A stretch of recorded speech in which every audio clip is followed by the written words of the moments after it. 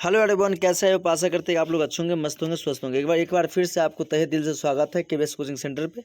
तो आज पढ़ने वाले क्लास 10th भारतीय वन चैप्टर नंबर 7 का लघु उत्तरीय प्रश्न। क्या पढ़ने वाले? लघु उत्तरीय। अति लघु उत्तरीय पढ़ चुके हैं इनसे नेक्स्ट वीडियो में। लघु उत्तरीय प्रश्न। अगर आपको वीडियो अच्छा लगे तो लाइक शेयर कमेंट जरूर कर लीजिए। Thank you best of all. चलते स्टार्ट करते क्वेश्चन 1 से। विभिन्नता की परिभाषा दे। विभिन्नता की परिभाषा दे। विभिन्नता की परिभाषा दे। आंसर देना। किस जीव में मौजूद ऐसा लक्षण या गुण जो उसके अपने ही प्रजाति के दूसरे जीवों से मिलता जुलता नहीं है, उसे विभिन्नता कहते हैं। समझ गए? विभिन्नता मतलब डिफरेंट, अलग अलग प्रकार के पाए जाना। अगर समान हो रहा है मतलब इक्वलिटी है, विभिन्नता मतलब अलग है, विभिन्नता। समझ गए? जीव की में मौजूद ऐसा लक्षण या गुण जो उसके अपने ही प्रजाति के दूसरे जीवों से मिलता जुलता नहीं है, विभिन्नता कहलाता है। क्वेश्चन नंबर 2 पढ़ना। अनुवांशिकता का अर्थ बताएं। अनुवांशिकता का अर्थ बताएं। बताना, क्या बताएंगे आंसर? किसी जीव शरीर के अंदर पाए जाने वाले विभिन्न प्रकार के अनुवांशिक पदार्थ के बारे में विस्तृत जानकारी प्राप्त करना अनुवांशिकता कहलाता है। क्या कहलाता है? अनुवांशिकता। यानी कि किसी जीव शरीर के अंदर पाए जाने वाले विभिन्न प्रकार के अनुवांशिक पदार्थों के बारे में विस्तृत जानकारी प्राप्त करना ही अनुवांशिकता कहलाता है। ओके, नेक्स्ट क्वेश्चन नंबर पढ़ना।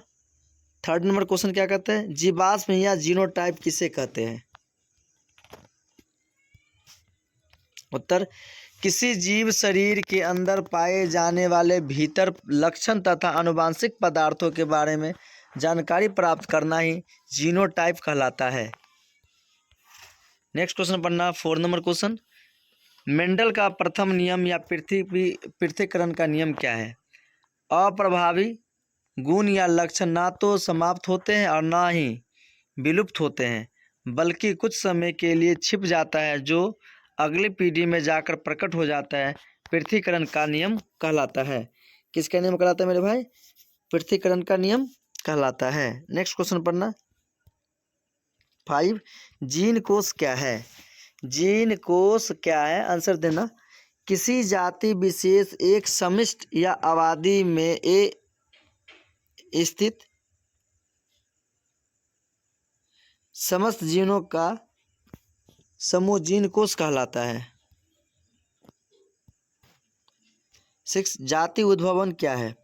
जब दो अलग अलग जाति के नए और मादा प्राकृतिक या कृत्रिम रूप से मैथुन करते हैं, तब उसके द्वारा उत्पन्न जीव पूरी तरह न नर से मिलते हैं और न ही मादा से, बल्कि दोनों एक दूसरे से भिन्न होते हैं के लक्षण वाले मिश्रित गुण के पैदा होते हैं और ऐसे नई जाति का उत्पन्न करते हैं, जिसे जाति उद्भवन या एक्सपेंशन कहलाता है। जैसे घोड़ा और गधा से खच्चर उत्पन्न हुआ, जैसे नई जाति है। क्वेश्चन नंबर पढ़ना 7 अनुवांशिक गुण से आप क्या समझते हैं? आंसर। किसी जीवों में मौजूद ऐसा लक्षण या गुण पीढ़ी दर पीढ़ी एक जीव से दूसरे जीव में स्थानांतरित होते रहता है, अनुवांशिक गुण कहलाता है। मतलब एक पीढ़ी से दूसरी पीढ़ी में चलता रहता है, उसे हम क्या कहते हैं? अनुवांशिक गुण कहते हैं। नेक्स्ट क्वेश्चन पढ़ना 8 नंबर। जंतु वर्गीकरण के विभिन्न स्तरों का नाम लिखें। जंतु वर्गीकरण के विभिन्न स्तरों का नाम लिखें। आंसर देना। जंतु वर्गीकरण के विभिन्न स्तर जगत या उपजगत, फाइलम यानी संघ, डिवीजन वर्ग, ऑर्डर, फैमिली, जीन तथा स्पीसीज है। ये कहता है जंतुओं का वर्गीकरण यानी क्लासिफिकेशन ऑफ एनिमल्स।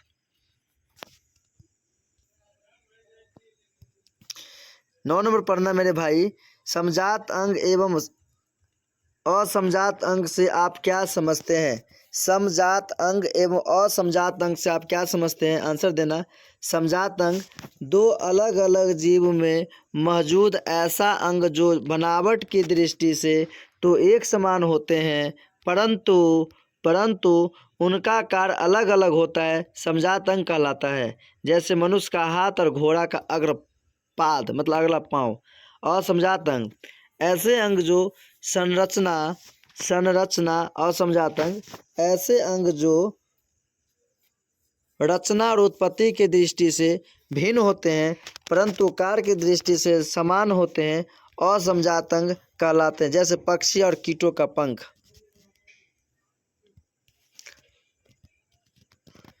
लिंग क्रोमोसोम किसे कहते हैं? पढ़ना मेरे भाई, लिंग क्रोमोसोम किसे कहते हैं? आंसर देना।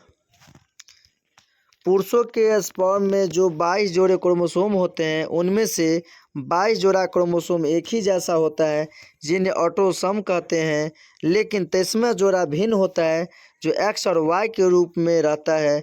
जो एक्स लड़की या लड़का उत्पन्न करने में अंतर स्थापित करता है उसे वाई क्रोमोसोम को लिंग क्रोमोसोम कहते हैं। वाई क्रोमोसोम को लिंग क्रोमोसोम कहेंगे।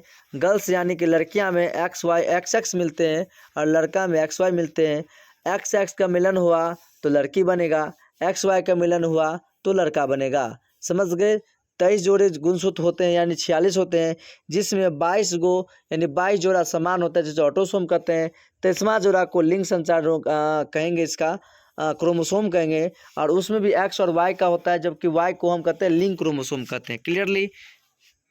तो आई होप आप लोग वीडियो समझ गए होंगे। Thank you very for everyone. मिलते हैं नेक्स्ट वीडियो के साथ। अगर आप हमसे ऑफलाइन पढ़ना चाहते हैं तो KVS coaching centre Maharajganj Madhubani and बड़ी बाजार मधुबनी।